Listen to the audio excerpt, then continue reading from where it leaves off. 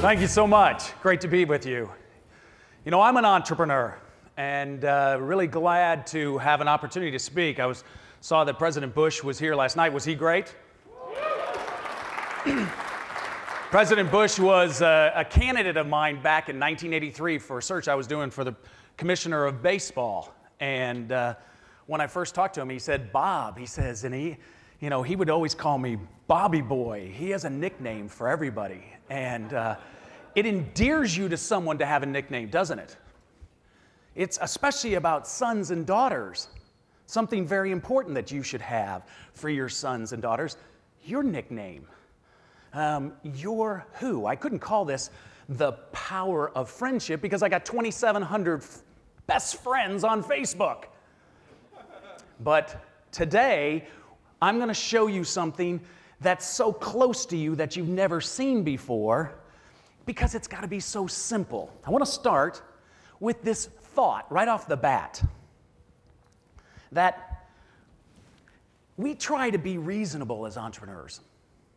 We about what we believe and how we think, and what we believe, though, isn't reasonable, is it? In fact, it's almost hilariously impossible about what it is. But possible things aren't worth much anymore.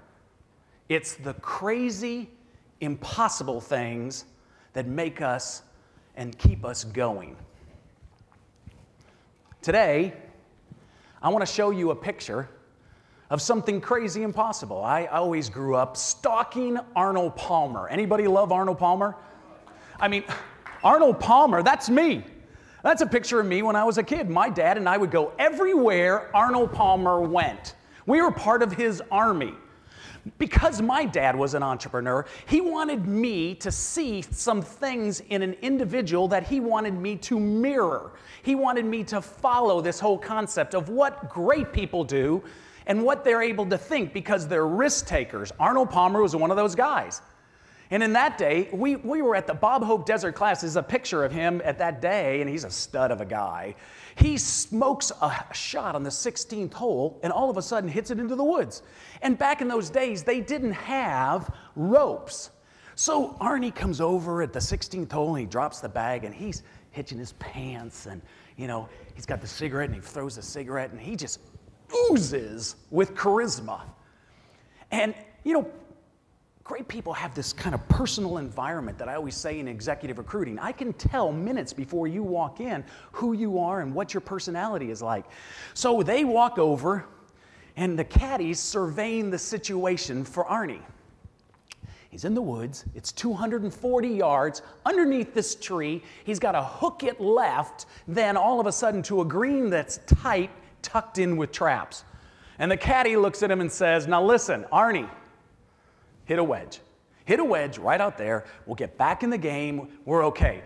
Arnie's kind of rattling the wedge in the bag. Great people hate to hit wedges.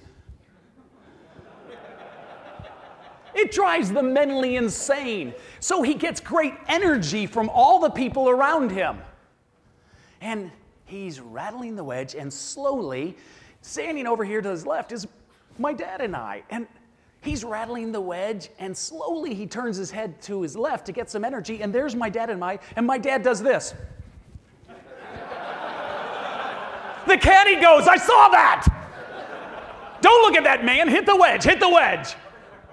Arnie smirks and says, he rattles the wedge. He slowly turns his head to the left. My dad gives him the no sign again. Arnie stalks over to see if he could hit this shot. Could he get a shot underneath that tree, hook it left, get it up to the green? He walks back to the bag, and he rattles the forwood. Slowly, he turns his head to the left. My dad gives him the yes sign. He barks at the caddy, move the bag, pulls out the forwood, sets himself up. What a finish. Underneath the tree. All of a sudden, it just tucked underneath it, and boom, it all of a sudden, like a homing signal, turns left. Boom, boom, boom, bounces up 6 feet from the pin. The crowd goes nuts. He turns to my dad. He's saluting my dad. And the folklore of Arnold Palmer is all because of my dad.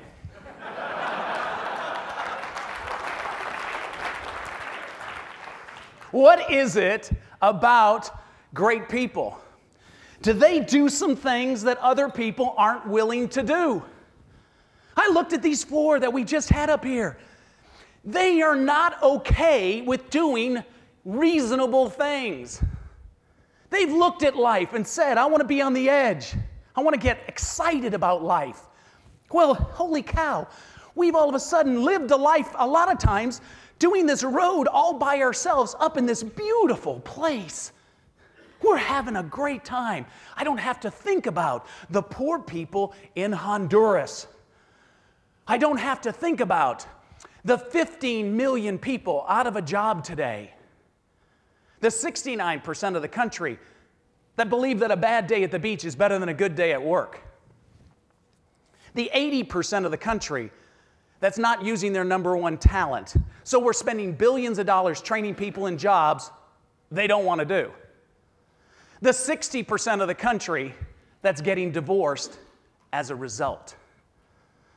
All of a sudden, this beautiful, beautiful scene, oh my gosh, bam! We're hit. The great philosopher, Mike Tyson, he once said that everybody has a plan until they're hit. Yeah! I don't want to get up and see that guy. Hit crazy guy. That's what he does in this thing, and he's like a psycho guy. Well, so what the heck is a hit today? Oh my gosh. I had lunch yesterday with a guy who found out he just had cancer. He hasn't told his wife yet, but he's telling me. And I'm on the outskirts of his who?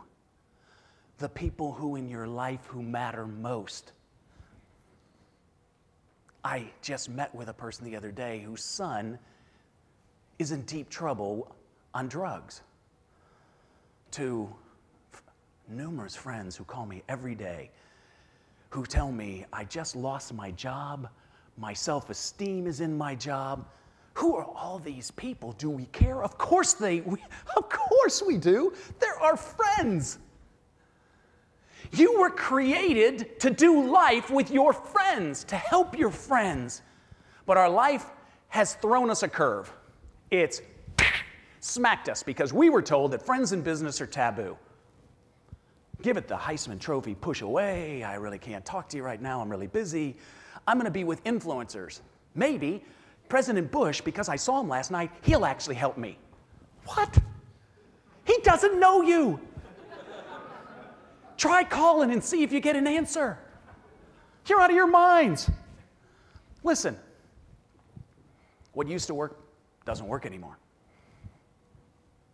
So, if you want something right now that you never had, you're going to have to do some things you've never done.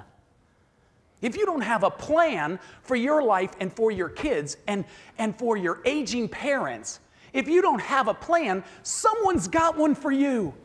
I don't know about you, but I don't want somebody else's plan. We're already getting our butts kicked. Do you not have time for the people who matter most in your life? We got to have some time with them. So I wrote a book. I get 52,000 resumes a year. Dear sir, to whom it may concern, dear recruiter. Dear recruiter, that's an oxymoron, isn't it?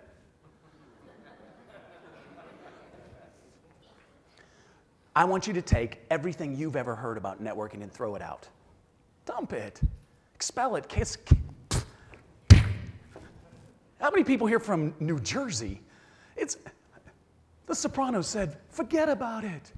Why? Because everything we know about networking is crap.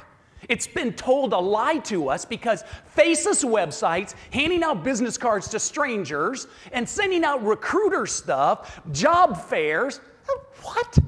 This is insanity. Friends help people get deals, jobs. Friends are everything. So here's the first thought. What if each of us were given specific people in our lives to help us in ways we never imagined? What if these people aren't happenstance acquaintances, but they're strategic relationships that were meant to be actively involved in helping you find that place in life you always dreamed about.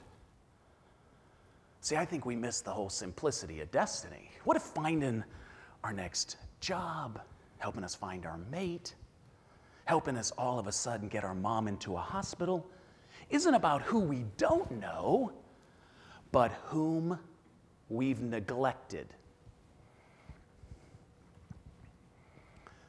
Sometimes the most profound ideas, the most revolutionary concepts, they're the simplest, but they're the hardest to see.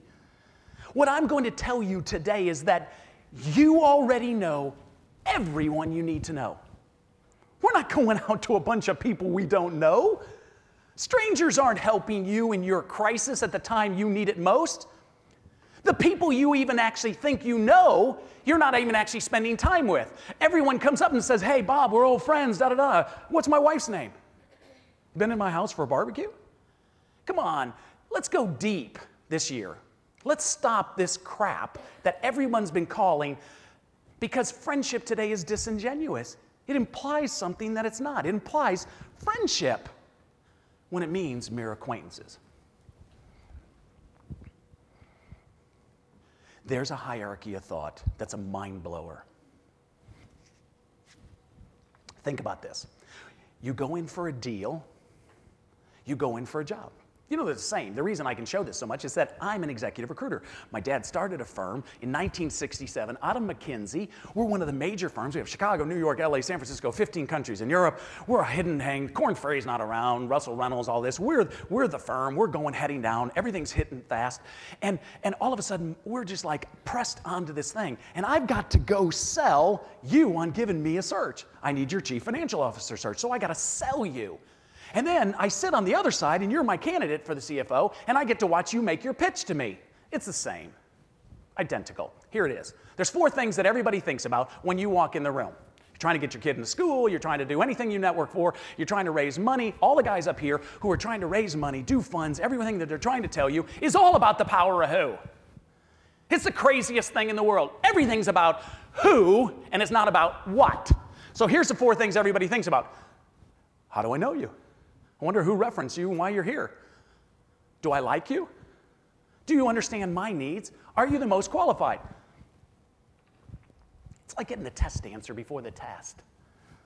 So what does everybody like to sell? Accomplishment. Here's my resume. Here's my brochure. I work for this big venture capital firm. This is what I did. I just did this. I just raised $22 million and this. But I don't know you. There's 7 people in line for every deal. So guess what? Well, that's out. So we move right to the next one. Do you understand my needs? Well, I think I could probably sell you on the fact that I understand your needs better than anybody else. But here's the question. Does a woman actually let a man actually understand her needs before she knows you? That's out. Okay, so now we're at do I like you? And here's the question, is do I like you? Well, if I didn't know you, how many minutes do you have with a CEO? 1.5 minutes. Because your friend's coming in next. I got Jeff coming in, and I dig Jeff. And really, these deals are all done before you even got in there. You knew that. I mean, this half of this stuff is all things. So the question comes down to, do I know you? Are you known? How are you known? You have to be known to be needed for anything you want. Who is this guy? This is Joshua Bell. This is the child prodigy, the greatest violinist of our day. You know the difference between genius and child prodigy? Genius, you learn as you go. Child prodigy, they just pick up that thing and wham, they just know it. How do they do that? That's just unbelievable. This guy's unbelievable. They are sold out anywhere he goes. But what if we put him in street musician clothes in Philadelphia with a hat with tips at rush hour? How many people are going to stop for the most renowned young superstars? 1,070 walked on by. 7 stopped, $13 of tips. What's the point? They're not stopping for him. They're not stopping for you. They're not stopping for your kids. They're not stopping for anything you want in life. They don't know you. But I'm telling you, you already know everyone you need to know.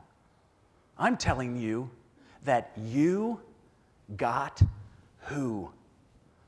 God didn't make any mistakes here. God gave you specific friends to help you in ways you never imagined. This is a picture of your who world. You know, we actually really need to think through how our friends fit into each of these slots, don't we? It's really interesting as you start to look at it, because no one's really stopped to really think about their friends, because we haven't thought about our friends so long, because we believe that our friends are not conduits and resources to our dreams. In fact, we were taught, because of Bernie, Madoff, I call him Madoff, we were taught that we have to disclose friends as evil instead of declaring them as great. I call that crap. The top 1% of the country has done everything in their entire life by friends. And what are we told? Join the matrix. You know that's true. Because there's times that you really want something. So look at this. The most important circle is this first one. It's your inner circle. We're going to talk about that. This is your 12 friends, 3 close and 1 best. Do you know who those are in your life? Have you thought that through yet? These are the most important people in your life. You get 1 mega person in your life. Then you get 3 who know who you are, can speak into your life, because a friend is someone who knows the song in your heart, and they can sing it back to you when you've forgotten the words. Friends, oh my gosh. Friends are spiritual. Friends are people who are unconditional. Friends pick you up and love you when no one else does. Friends look at you and call you a dumbass for doing that, but they still dig you. Some of these other people, well, you did that, so you're out, and I'm not going to do it, and I got to step away from you, and I don't take your telephone calls. I don't do this for you. This second group of people are called your who friends. These are people who came into your life for a reason or a season. Do you know that you had someone, that every top person, if we would have interviewed the 4 here, you'd have interviewed George W. Bush, and you'd have spent time with anyone, everybody can go back, and you look at your own life, you can go back in your life and look at one person who spent only 5 minutes with you, and they made such an impact on your heart. Some people come into your life, and they leave instantly, and others stay and forge such an impact on your soul that you're changed forever. Friends, you got to remember who these people are. Poof, they moved to Boise. Do you think you were supposed to let them go? You don't get that very many. You only get, in the first 2 circles, between 1 and 100 in your whole life if you're the greatest networker. The next group are, and we're not going to even talk about a lot of these other groups, but this next group are allies. These are friends of your friends. Your friends can get you things that you never even thought you could ever get. That's why when you saw the first example of him building the house, who did he do it with? Just family friends. We can do something right now. This group here, oh my gosh. We could change the world with the people in here. Do you know that in each of you, you do one thing better than anyone else in the whole world? You are a treasure chest of gifts and talents. You're the most amazing person in the world. And you have to have your friends to remind you of that. You have to have friends to tell you and lift you up and bring you to this point. Because when I inspire and encourage that in your heart, you want to do that with those next to you. So let's get right to the thing. Who's your 12? Can you start to write these down in your mind? My dad was my number 1. Wish my dad was around. My dad was kind of this guy who would just invest in your life and always treated you the way you wanted to. He was my who. And then when my dad passed away, it was impossible. I mean, I lost my dad, I lost my partner, I lost my best friend in one day. I had to stop and then ask my wife to be my number 1. Do you know you have to declare friendship? The reason we're all confused about friendship is we never declare it. I gotta go. You're my best friend. It's a little weird for guys.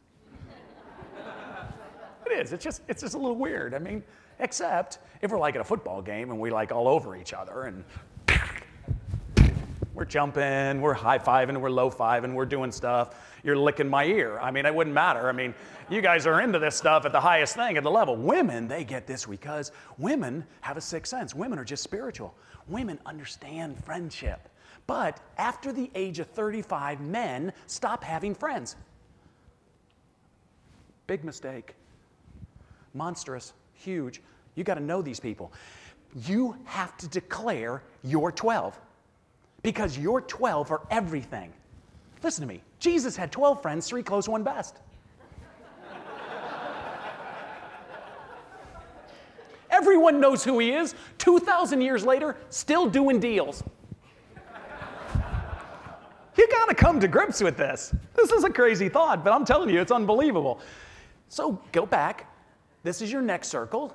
Okay, these who friends? Where do we find these people? Well, you got to remember, reach out, and reconnect with the people who matter most in your life. Do you know that we almost think that there's some guys that we call and then we say, I hadn't talked to this person in years. In fact, in the South, if I asked you for help, in the South, that's almost seen as rude. What? Listen to me. There's 2 parts of our brain that drop endorphins. These 25-year study that drop endorphins, and they say they make you euphorically happy. It's not position, power, money, and sex. It's gratitude and giving. So think about this. If you and I are best friends and I asked you for help, would you help me? He said yes. But why would you deny me the same joy of helping you? See, we don't like to ask other people for help. You love to help me. You're an amazing giver, but asking other people, I haven't talked to Bob in 20 years. He's an executive recruiter. I can't come up to him now and say, would you help me, even though we had a moment. That's crap.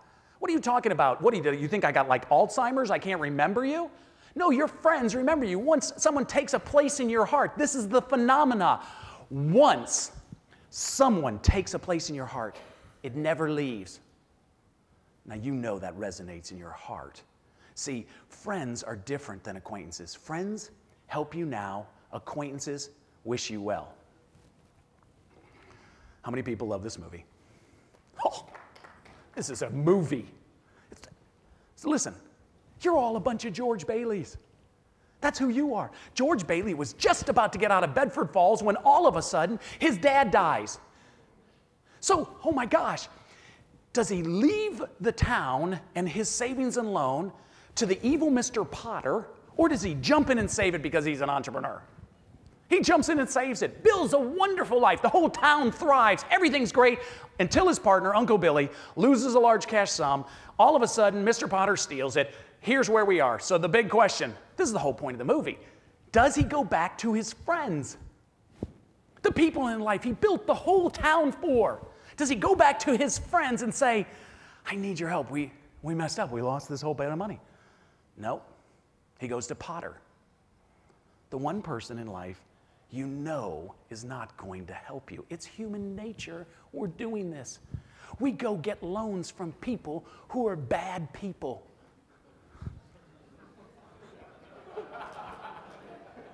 They're bad. They don't like you. They're going to screw you and you know it. So, did he learn his lesson? Did George Bailey run back now to town and said, hey, he told me no, I need your help? No! He runs to the closest bridge to jump off. And unfortunately, people are doing that all over the country. Lucky had a wife, a friend, who called all the friends that were there all along. And one by one, they gave the gifts that are right there in front of you right now, but you gotta ask. You're not getting anything because you don't like to ask. You're not getting any of the big dreams because you've given up on your dreams. You're holding your dreams back. You're thinking, I don't have any who. There's people in here who got problems with kids. There's people in problems already with cancer. And we have to dump this. We can't hold all this to it. That's why you have to have a plan of attack that's better than this. Until all of a sudden, George Bailey's brother comes in and he says to George Bailey, the richest man in town, he was rich with what? What is it? Exactly. You got who? You have a Verizon ad of people behind you. So in the circles, I have 5,365 people that know Bob now. It took me 5 million miles on American Airlines to do that. Then I did a study of who's touched my life, given me any business. Oops, 87. When I pulled dumbass off my forehead, focused in on my who, the people in my life who actually liked me, my business quadrupled. Listen to me, yours will too. We're created to be with a specific tribe of people. People who celebrate you, not tolerate you. People who encourage you, look at you and say, crap, you look good today. You look great. Hey, you're going to have a baby in 2 weeks. That's amazing. And then we just go over and we all just pray for her. We pray for health and blessing on that child. And the tough aspects of what it's like after you have a child for the next couple weeks. You got who? Look at this. It's like this Verizon ad of people. Do you know that we have that right now, that you have this community of friends? Let's just say I brought you in the room with my 87. And you looked and you saw, hey, there's Troy Aikman. Hey, there's all of a sudden, President Bush is in the room and so-and-so is in this room. And you looked and said, my gosh, I got to get to that person. I got to know them. I got to get my business card out. I'm going to hand it to them. Do you know how lonely that thought is? That's not a good thought. What do you do if you need something from my 87? You ask me. I'm your friend. I'm the one who brought you. I'll get it for you because that's what friends do for friends. It's unconditional, but we've forgotten what friendship's all about. So why isn't everybody doing this all over the country? Well, because one, we don't ask. It's an epidemic problem today. We want to do it my way. You know that song, the Frank Sinatra song? The only problem is Paul Anka wrote it. Somebody else did the orchestration, the arrangement. The only thing that Blue Eyes did was he came in and sang. Then we ask the wrong who because we really don't know our friends. It's been so long that we've actually stopped and told our friends that you're my friend. Guys need friends. We have been taught for a while that going out on golf carts, not a good idea. What? 4 hours of being on a golf cart with someone in business or a friend? Can it get any better than that? That's not worthwhile, but I'm going to spend like 2 minutes in your office and then, hey, I'm going to start trying to press you with the fact of this, or I can't tell you how at the end, listen to me, my finances are off. What am I going to do? I've overextended. I'm in trouble. I'm thinking some things recently that are just hurting me and I don't know where to go. We don't live our lives in boxes. We have one life. You don't have friends, family, church, clubs, associations. You don't have this little different group, and I'm going to be really good with EO, but then over here with my college friends, I lived out different. I can't tell my church I drink a margarita, God forbid. What happened to us? Well, most of the time when we ask our friends, we say, it doesn't work, Bob. It just doesn't work. I've asked my friends for help. What did you ask them? Well, I told them that I wanted to be in marketing. What the hell does that mean? I'd like to do something big. I'd like to raise some big money for a big project. Well, could you be a little more vague? Listen to me. People come to me all the time. Bob, I'd like to be in sports. So I always say to them, hey, what do you want to be, a referee? Hand towels to the Mavericks? What do you want to do? Listen to me. Jerry Maguire said this amazing line, help me help you. How can I help you if you don't tell somebody exactly what it is you want? Listen, there's 7 ways I want to get into your head about activating the power who. I'm going to talk about 3 today. The first one in this process is just how you start your day matters. I'm not talking about it, but I will say this. In my life, I start my day with 2 chairs. One for God and one for me. I can't do life without him. I can't do life if I had something that wasn't bigger than me. that the world didn't just revolve around my search business and my problems. So I consecrated a little spot in my house so that if later I needed to talk to my wife about something or my 3 daughters about something, I could go to a spot that we've actually set in our house and talk. This is about knowing someone. You have to have a spot and know that it's something bigger than just your 5 senses. Second one is, we're going to talk about that one. The third one is that people are in the bunker all over the country. People are not managing adversity well. And people aren't really willing to listen, and they're not really willing to be coachable. But I want to talk first about the deal or the relationship. This is a picture, of course, Aunt B. We all love Aunt B. When I first graduated from SMU, I was in sales, and my very first job, I was selling food service products. And I had this great car. I could sell it because they're going to give me a car. And of course, I graduated from SMU, and so I'm a pretty cool guy. And they give me a Dodge Rambler. It looked like a Blues Brother car.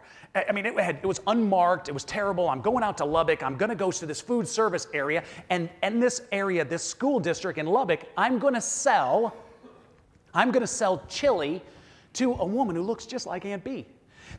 There's been 198 salespeople in a row, and I've got to get her, and I had to, the night before, get my thermos. I had to get her to taste my chili at 6:15 in the morning.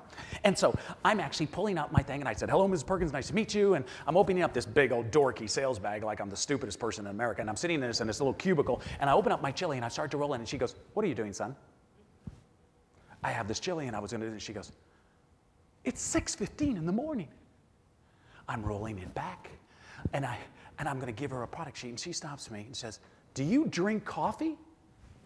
Yes, ma'am. She says, let's go over to the coffee bar. And now Mrs. Perkins schools me on sales. For the next 30 minutes, we talk about family.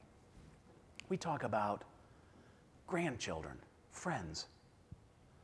Was I that stupid that I believe that I could actually get someone who doesn't know me to eat my chili out of a thermos? I graduated from SMU and still did that. Who could be this stupid? But listen, all over the country, we think we can actually just go past the relationship and just get a deal because we're with such and such company and we do this really impressive thing.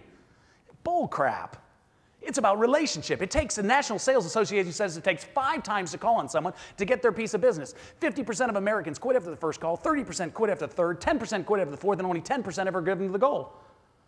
I said, no way. So I'm looking through this, and I said, so I found that there were 2 of my clients that I had actually called on 4 times and quit. So I flew out to meet him, and I said to him, I just read this book. Said if I call on you 5 times, I get this piece of business. They said, I hope that's not your pitch. I got 225,000 in 2 calls. Mrs. Perkins, simple message. What? People matter most.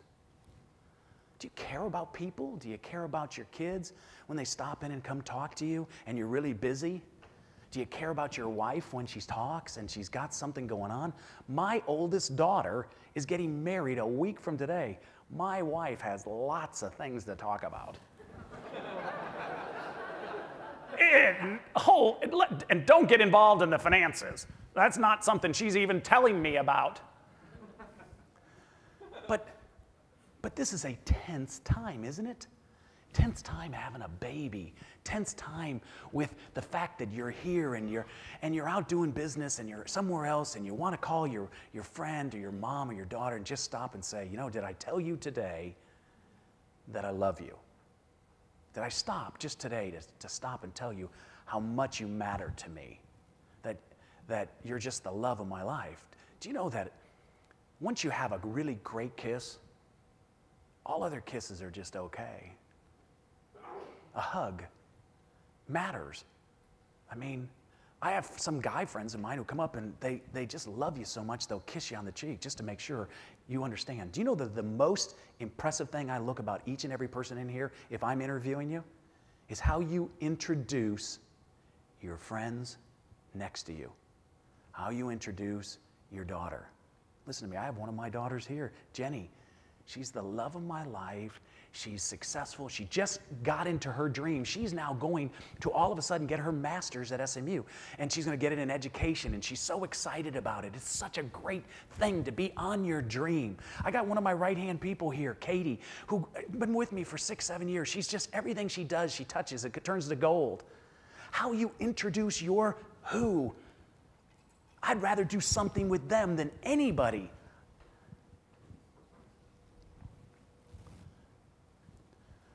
Do you know there's these people at every single door we want to get through? No matter what we want, this guy is there. Entrepreneurs don't take no. I heard that today, didn't you? I mean, I don't even get the concept of no. That's never crossed my thought process.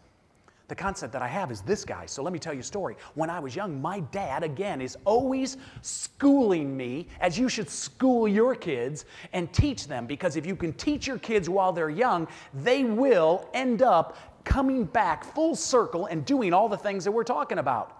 This is important stuff. So I'm in Vegas with my dad. I'm 9.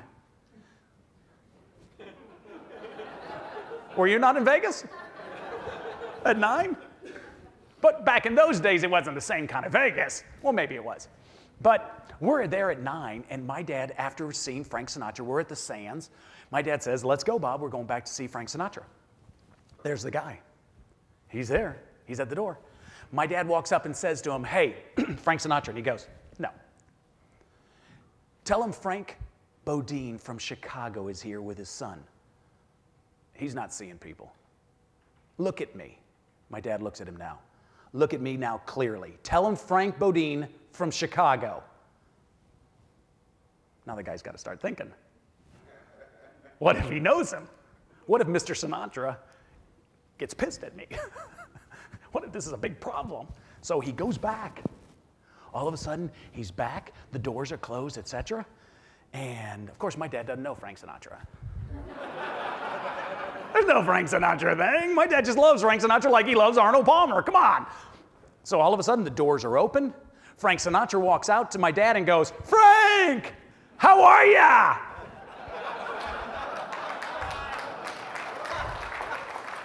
Come on. We go through doors. My dad had sat down and had a long conversation with him. He's now calling me Bobby, just like President Bush. Hey, I got big guys now with me. My dad then turns, he says, hey, where's your wife? Frank Sinatra turns to my dad and he says, Martha comes in tomorrow. He says, Billy, 2 tickets for, Martha and Frank tomorrow on me. Do you know that there's access sometimes just in how bold you are? Are you prepared? Are you ready? Are you bold? Are you brave? Because if you want to do something that you never have done before, you've got to step out near the edge. I dig the edge. You are all scared that I'm going to fall on my face. I know it from time to time. People up in front here are always worried about that. And the reason is I dig being on the edge. It's something that keeps my energy up. Why? Because we're going somewhere. If the two of us, we only need 2 people to agree on one thing, and there's nothing we can't do. All these things that they did, we can do better than that. I heard all those. How many people think we can do better than they just did? Come on, get your hands up. You know you can. Why? The only reason you're not, you just don't think you got who? Frank Beaudine from Chicago. You'll never forget that. Every Friday, from 2 o'clock to 4 o'clock, we shut down our business. We call it Who Friday. We call everything something that relates around who. And from 2 to 4, everyone in our firm calls their friends and says, how are you? Can I help you? That's the whole goal. Everybody stops and just calls their friends and says, where are you in your life? How are you? Let me tell you a story. I called one of my friends. And he's a former head of human resources for a big company, and he's got this job. And I said to him, hey, Bob, how are you? And he's in Scottsdale, and he says, hey, great. I said, so how's your life? How's everything going? Good. I said, how's Mary? She's okay. What's the matter?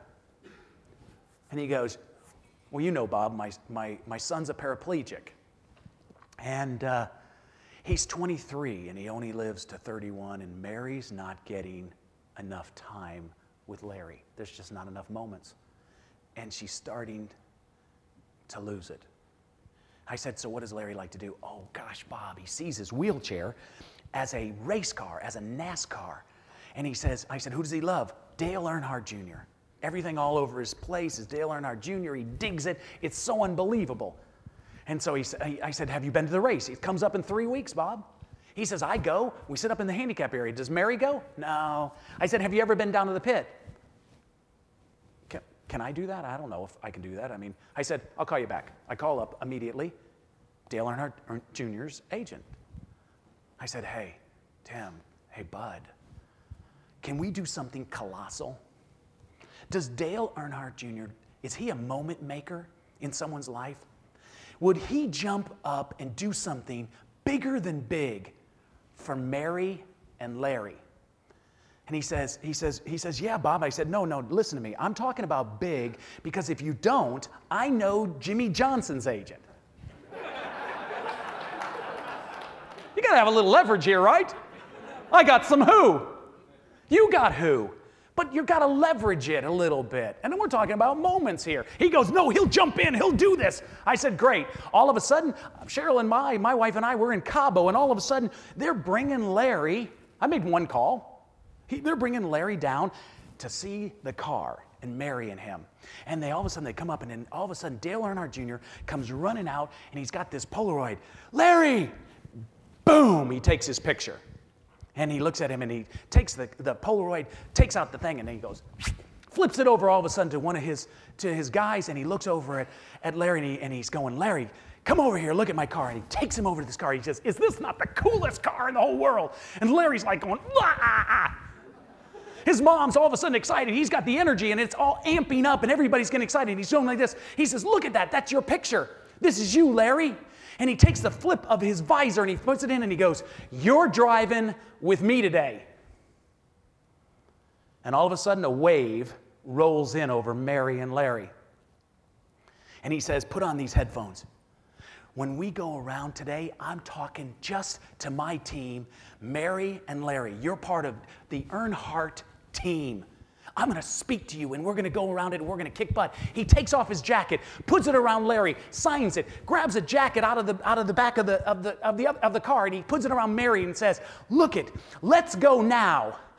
The three of us, let's go now to every single one of these drivers and tell them what we're about to do to them. He gets the very first guy. Guess who? Jimmy Johnson. The very first one, he goes, Jimmy. And he goes, Dale. And he goes, we're going to kick your ass today. What? He goes, no way. And he says, I got Larry on my team. And he looks over at Larry and he goes, what were you thinking? I get the call. I'm in Mexico. It's Mary. And she goes, what did you do? She's crying. I go, did something go wrong? You created a moment for me that I'll have now for the rest of my life with my son. This is the person in my life I love more than anything, and he's in a wheelchair, and I'm disabled because I can't do something for my Larry. Are you kidding me? So I looked at her and I just said, hey, she said, she was trying to say I'm a hero, and I didn't do anything. I made one call. Do you know that you and I hold the access key to our friends' and families' goals and dreams? Do you know that you could just make one call for someone and get them a job? Do you know that you can open up something for a school? You can step into a situation that all of a sudden, I just listened to him, and he said, hey, do you think we could do this type of school? And he says, I'm in. I'm going to do the school with you. Do you know that we just do that? But my question is, we got problems everywhere right next to us. We're not helping our daughters. Do you know that daughters don't like asking their parents for help because they've been taught that parents actually they got to do it my way? So let me get this correct. I got 17 universities now taking on the power of who?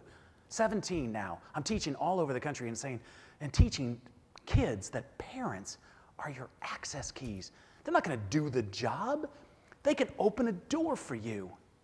And if this is your dream, to what? Do a job you love, with people you love, in a place you love, where your family loves it, and you can do it for the right reasons. That's what we're all about. You hold the access key. You've got to turn it and start helping the people you love. You can. It's not all of a sudden tough love that's saying, hey, I'm gonna force that person. Open the gates. Crisis is the greatest opportunity in our lives with our friends. It is a passport for intimacy. They'll talk to you now about things that you've never talked about before if you'll just tell them that you've had trouble in your life. If you share the fact that everything's just not going great for you all the time. So I want to finish with a story. I always wanted to play golf with Arnold Palmer. My dad, 1,000,000 times more than me. That's me. I actually have a stash. Longer hair, better hair. College, I was much better. I helped somebody who called me who's a friend, and he said to me, he said, Bob, he said, listen, he said, I don't think I can get that job. I said, come over to my place. What are you talking about? You can't get that job. He said, if you just spend a few minutes giving me some tips on interviewing, maybe I could do it. So I just lifted him up. Isn't that what friends do? We gotta help our friends. Most of it is just encouragement. If you believe in me, that changes everything. If you're my friend, nobody believes in anybody. That's what we need today. I just lifted him up. He goes and he gets this job and he's so excited. He comes back and says, I got to give you a gift. I said, what are you talking about? I wasn't in the interview. He says, no, I want to give you a gift. No, forget it. Okay, I knew you'd say that. Here's what it is. He says, how about you and your dad and me and my dad will play golf? I said, sure. He says, can I bring a friend? I said, absolutely. He says, I'm bringing Arnold Palmer. You got to be kidding. You know Arnold Palmer? He says, our company, before I leave, I get one more thing. He says, I don't care about them. Fire me. I'm taking you to Bay Hill. They flew us out. We got to play with Arnold Palmer. It was unbelievable. I got a story in my book that's going to make you cry. So unbelievable. It's a story about my dad and Arnold Palmer out on the course. I'm not going to tell you. You got to read it. Read books. So here it is. So we've finished the round. Arnie tells me the story. It's a mind blower. You gotta strap it on for this one. So Arnie tells me afterwards that he developed a golf course in Saudi Arabia. I said, wow, really? He says, the king was so excited. He says, we did the celebratory round. The king was so excited about the round that he wanted to give me a gift just like your friend. I told him, I don't come to Saudi Arabia. He says, hey, I don't, he says, I charge you a lot of money. He says, no, I want to give you a gift. And then went back, no, yes, no, yes. And the king said, well, I'm the king. If I tell you I'm going to give you a gift, you're taking my gift. Arnie goes, holy, did I blow the protocol? He says, so the king looks at him and goes, what do you want? What do you want? What do you say to a king? He's trying to get out of the conversation. He's thinking to himself, hey, I don't know what to say. He says, I collect golf clubs. So he's flying home. He thinks to himself, this is the richest man in the world. He might get me an all-gold driver, gemmed with rubies and diamonds and emeralds. He starts getting pumped. True story. 10 days go by. He's at Bay Hill. He's waiting for his box. Nothing. 13 days, nothing. On the 15th day, he gets a letter from the king. He says, Bob, I am totally bummed. I wanted my box. Where it is. He opens up this letter, and it's a deeded trust for 495 acres of a golf club. He bought him an entire golf club. That's what he thought he meant. Kings think golf club. We think golf club. Is that not unbelievable? Here it is, and Arnie looks at me, and all of a sudden, I got Mrs. Perkins schooling me, and now I got Arnie. Arnie looks at me and goes, so what are you thinking about your life? Huh? That was a great story. And he goes, no, what do you think about your life? Are you thinking golf club or golf club? And he looks at me and he says this, Arnold Palmer, as a man thinketh, so is he. Now, hold a second. God doesn't care if you drive a Pinto or a Lamborghini. God wants you to do colossal things. Inside each and every one of you is a dream that you've had for years, and you've kept it dormant, and you've hindered the ability to get this out. Mainly because you didn't have anybody encouraging. You were waiting for like Bob Barker to call. The dang guy, he's retired. He ain't calling you. You're waiting for Ed McMahon to come by with his check. He died. None of this happening. Listen to me. You got who? God already gave you all the people you needed. He sent 2 helicopters, 2 boats, and you don't want to be there at the end when he says that to you. You were given all these great people to help you. I sat next to Ken Blanchard the other day, and he was talking about get the right people. He's talking to some guy who wanted to say all this great stuff about Jim Collins and the book The Good to Great, and he said get the right people on the bus, get all the wrong people off the bus. Jesus kept the same guys. So what, are you going to dump your friends? Your friends got friends. I sat in an interview and somebody came to me and said, well, what if all your friends are losers?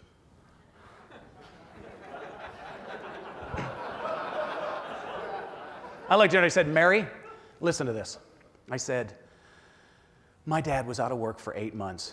Every day when I was young, he got dressed in a suit and went out to work. When we went to school, he would circle back in and start his job search. He didn't want us to be scared. It was a different generation. And so if you came into our office after I worked with my dad for 20 years and you didn't have an interview, you didn't have an appointment with us, we would rush out to meet you because we knew how vulnerable you felt. It's humiliating to ask for somebody when you're out of work. It's embarrassing. You want to hide and go to a bunker. For men, they've taken their whole self-esteem and put it into this.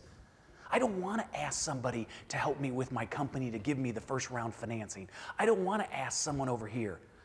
I just rather do it myself, and maybe I fail, and maybe I just give up on my dream. But here's the thing. If you give up on your dream, your kids will give up on theirs. It's a generational curse. We're stopping the generational curse here today with you. So I want to remind you of a scene. One of my favorite movies, The Natural. All of a sudden, he's up in the hospital. Roy Hobbs. He's all of a sudden been fooled by the same thing twice. Glenn Close, who he's actually, has a child with, he doesn't know that. And they're talking about his life. We're talking about your life right now, where you are. And he says, I thought my life was going to be different. Really? She said, how so? And he says, well, I always thought everyone would say, Roy Hobbs, you're the greatest baseball player of all time. She goes, you're so great right now. And he says, yeah, but. And then he starts giving would-haves, could-haves, and should-haves. And she has to, whoa, hold it a second. She said, I'm going to leave you with this one statement. It's a good one. I think we live 2 lives, she said.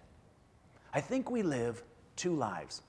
The one we learn with, and then the one we live after that. You know the problem of hearing the message of the power of who, that you actually already know everyone you need to know, that you got friends that actually would come to your aid if you just ask them.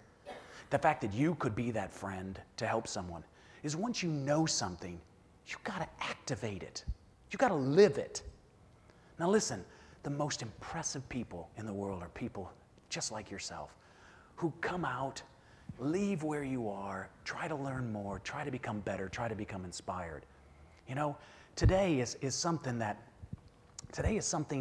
you could open doors and do things that you never imagined possible.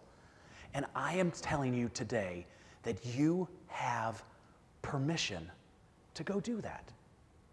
You have permission to go do all your dreams.